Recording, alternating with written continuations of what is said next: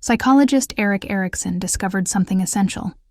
Trust isn't taught, it's lived, long before children understand words. If this question matters to you, click the like button now.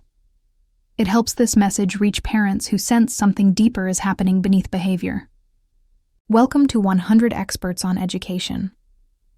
Here, we return to one of the most fundamental, yet most overlooked, foundations of a child's life. Not discipline, not motivation, not achievement, but trust. Today we explore the work of psychologist Erik Erikson and a truth that quietly shapes an entire lifetime. Trust is the very first lesson of life. You may have seen children who are constantly anxious, afraid of mistakes, overly careful, and rarely fully relaxed.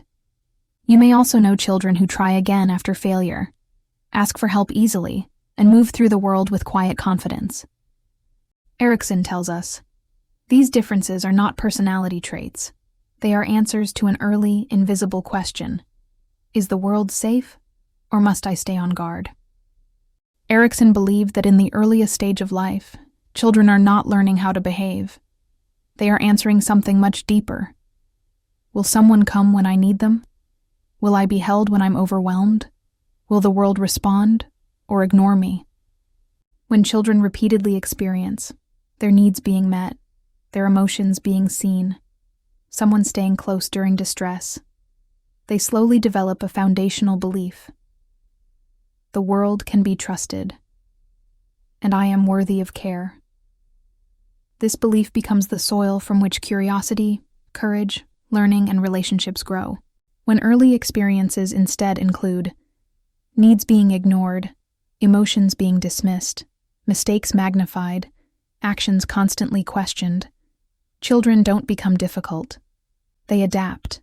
They may become overly pleasing, overly controlling, hyper-independent, or emotionally closed.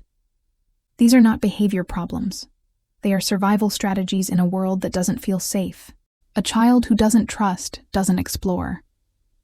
They defend.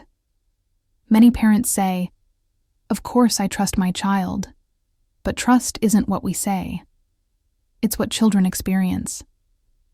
Children feel trust through moments like whether you can wait for them, whether mistakes are allowed, whether you believe learning takes time, whether you stay connected after failure.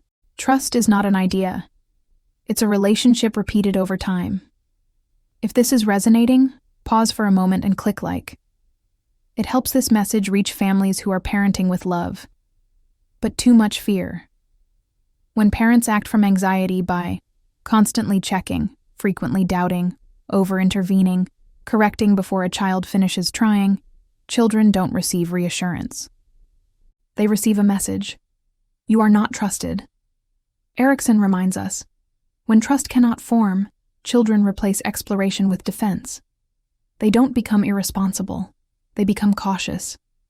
Erikson's work shows us something countercultural. A parent's most important role is not to raise standards first, but to place the child in a position of being trusted. This means trust before guidance, holding before correcting, relationship before rules. When children grow inside trust, self-discipline doesn't need to be forced. Responsibility doesn't need to be threatened. It emerges naturally. Trust gives children something essential: the freedom to try, the courage to fail, the safety to ask for help, the confidence to try again. A child who trusts the world doesn't need to control it. They can participate in it. Erikson teaches us this profound truth. A child's life begins with the question of whether the world is trustworthy. Trust is not indulgence. It is the starting point from which children dare to unfold their lives. When children are trusted, they learn to trust themselves, trust others, and trust the future. Ask yourself gently today. In my relationship with my child, am I constantly testing them, or truly trusting them? If this helped you see trust differently, click like, subscribe, and share this with someone parenting from fear who needs relief. Together, let's raise children who don't grow up guarded, but grounded, secure, and free to become who they are meant to be.